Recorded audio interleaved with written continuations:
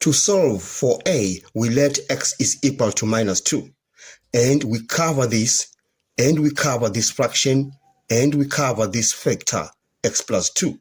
Then we say a is equal to 6x plus 6 over x minus 1. So we say a is equal to 6x plus 6 over x minus 1.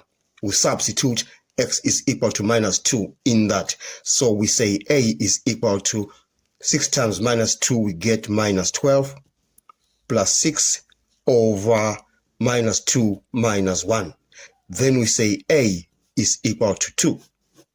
Now to find b, we let x is equal to 1 so that we get a 0 for that.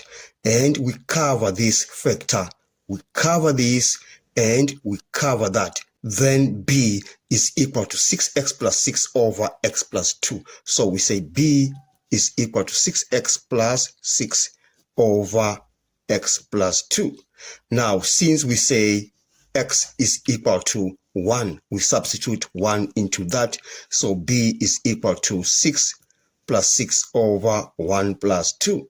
And b is equal to 4.